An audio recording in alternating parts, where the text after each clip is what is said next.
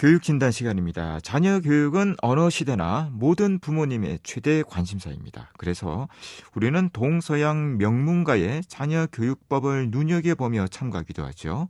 오늘은 600년 명문가인 영국의 철학자 버틀란트 러셀가의 자녀 교육에 대해 알아보는 시간 가져볼까 합니다. 오늘도 윤일현 교육문화연구소 대표 윤일현 선생님 전화로 모셨습니다. 윤 선생님 안녕하십니까? 예, 안녕하십니까. 먼저 철학자 러셀부터 좀 간략하게 소개를 해주시겠습니까? 예, 버틀란트 러셀은 1872년에 태어나서 1970년에 이 작고를 했는데 영국의 철학자이면서 또 노벨 문학상을 수상한 문필가입니다. 러셀은 97세까지 살면서 하루에 100통이나 되는 편지를 쓰고 90살에도 일과표대로 살았다고 합니다. 또한 94세 되던 해에는 핵무기 반대 데모에 앞장섰다가 감옥살이까지 한 경력도 있습니다. 이런 글을 만든 것은 철저한 시간 관리로 엄격하게 자신을 관리한 그 덕택이라고 합니다. 러셀 가문은 헨리 8세, 영국 헨리 8세 때 외교관을 지낸 존 러셀이 백작에 임명되면서 귀족 가문 대열에 오릅니다. 그리고 러셀의 할아버지가 영국 수상에 2번씩이나 오르고 또 아버지는 유명한 철학자인 존 스튜어트 밀의 제자이면서 친구이고 또 러셀은 수학자이면서 문필가로 앞서 말씀드린 대로 이 노벨상을 수상하기도 했죠. 이런 가문의 전통적인 가풍이 따르는 것은 당연한 것입니다. 바로 인류 부모가 인류 아이를 만든다는 그 교훈이죠. 그래서 대대로 전해오는 원칙은 이 사람을 자긍심 있는 인간으로 만드는 것입니다. 또 그것은 자만심과는 다른 것이죠.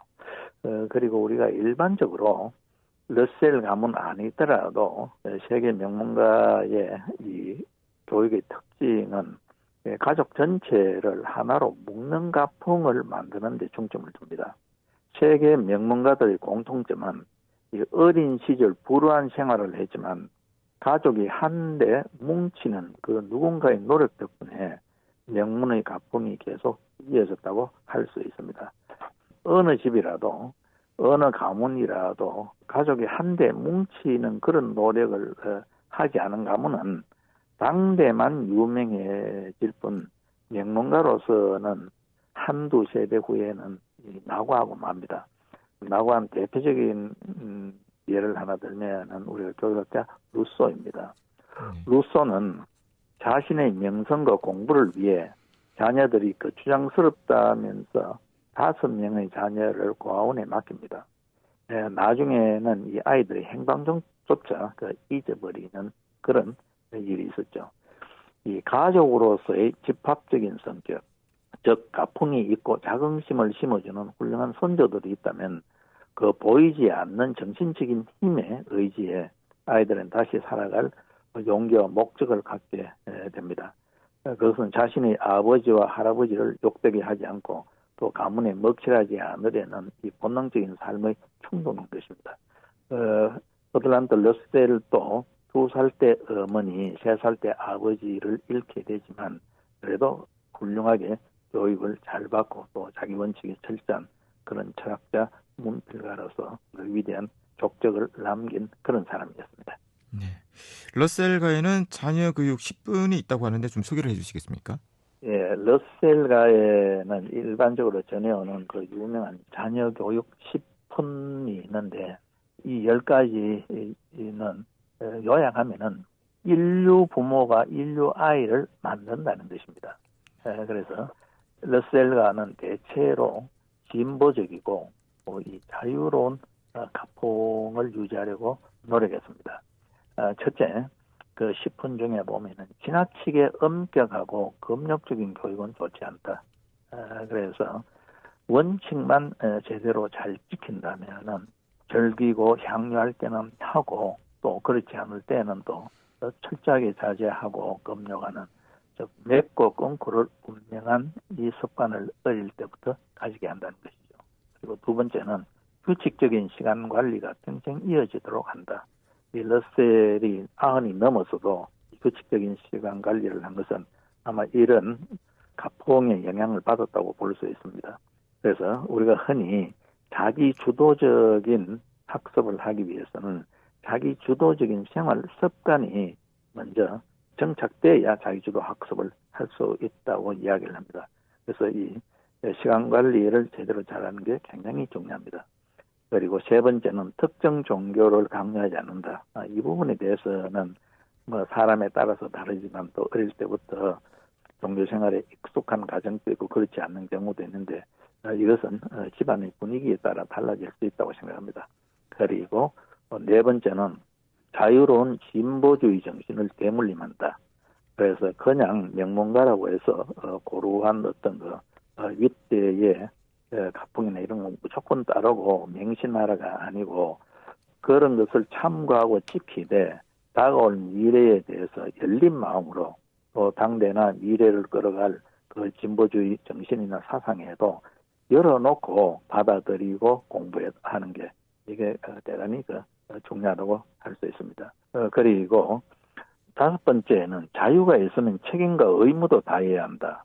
그렇죠. 우리가 자유만 허용을 하면은 방종에 흐르기 쉽죠. 이 자유가 있으면 반드시 책임과 그에 따른 의무도 해야 된다는 건 어릴 때부터 철저하게 가르쳤다고 합니다. 여섯 번째, 자신을 사로잡는 목표에 열정을 다 바쳐 매진한다. 사실은 어떤 내가 세운 목표나 해야 될 일에 열정을 갖고 하지 않으면 어떤 일도 성취할 수가 없습니다. 그래서 크고 작은 일에 일단 시작하면 열정적으로 매진하는 이 습관은 어릴 때부터 훈련이 되어야 된다고 봅니다. 그리고 일곱 번째는 진리라고 생각하면 불이익을 두려워하지 않는다. 러셀이 그 인생 만년에도 핵무기 반대 운동을 하는 거 보면 진리라고 생각하면 불이익을 두려워하지 않는다. 심지어 러셀은 그런 운동으로 일시적으로 투옥되는 그런 경우도 있었습니다. 그리고 여덟 번째, 혼자 고립되지 말고 세상 속에서 행복을 찾는다. 그렇습니다. 그리고 너무 많이 사람들을 조례하면서 시간을 낭비하고 주의를 분산시키는 것도 문제가 되지만 또 내 발전에 도움이 될 수 있는 훌륭한 사람들과 교류를 함으로써 거기로부터 얻는 것 그리고 또 깨닫게 되는 것 또 그것에 촉발돼서 어떤 갖게 되는 영감 이런 것들도 굉장히 중요합니다. 그리고 아홉 번째, 가능하면 편지 쓰는 습관을 갖는다. 이게 그 시절이나 지금이나 우리가 흔히 부모 자식 간의 관계를 원활하기 위해서 쪽지 편지를 주고받는 걸 생활하자 하는데 지금 또 여전히 우리가 카톡으로 어떤 의사소통을 하고 하지만 손편지의 위력이라는 것은 여전히 유효하다고 생각합니다. 그리고 다시 우리가 처음에 이야기했는 이 모든 것을 다 요약하면은 인류 부모에게서 인류아이가 나온다. 그래서 우리가 꼭 어느 누구도 부모님이 인류라고 생각할 수도 없고 되기도 어렵습니다. 그러나 자녀와 더불어서 최선을 다하려고 노력하면은 그 자체가 인류를 지향하는 것이 됩니다. 자녀와 더불어서. 이런데 우리가 좀 관심을 가졌으면 좋을 것 같습니다. 네. 러셀의 행복론도 유명한데요. 핵심 내용을 좀 소개해 주시겠습니까? 예, 러셀의 행복론은 우리가 여러 갈래로 많지만 몇 가지만 소개를 하면은 고민은 어떤 일을 시작했기 때문에 생기기보다는 일을 할까 말까 망설이는 데서 생긴다라는 말을 했습니다. 참 맞는 말이죠. 성공하고 못하고는 하늘에 맡겨두는 게 좋다는 이야기입니다.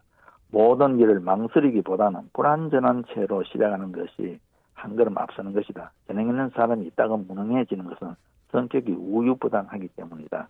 그래서 좋은 일이 있고 해야 되는 일이면 완벽한 준비가 안 되더라도 어떤 면에서는 불완전한 채로 시작하면서 다듬어가는 것도 필요합니다. 또 행복론 중에 이런 말도 있습니다. 삶에 대한 열정과 관심은 바깥 세상으로 돌리기만 한다면 당신은 행복해질 수 없다. 그렇죠. 늘 바깥에 기웃거리고 바깥에 영향받고 바깥 때문에 봉기하거나 화를 내고 이러면 무엇을 내적 충실을 기할 수가 없습니다. 삶에 대한 열정과 관심은 바깥 세상으로 돌리기만 해서는 안 된다. 이 부분도 우리가 한번 명심할 필요가 있고요. 또 행복론에는 이런 이야기도 있습니다. 질투가 불행을 초래하며 모두가 나만 미워한다고 생각하면 그것만으로도 행복이 떠나간다.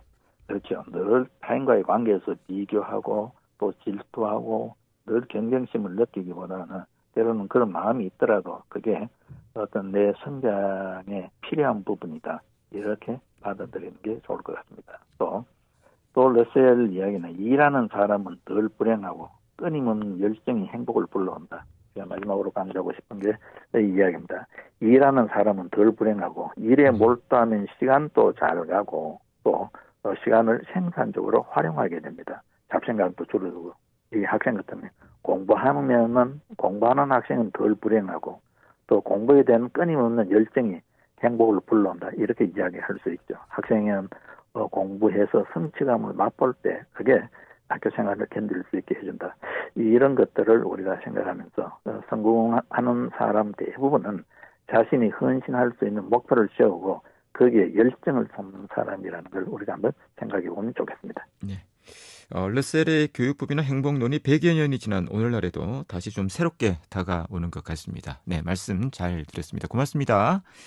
네, 윤일현 교육문화연구소 대표 윤일현 선생님이었습니다.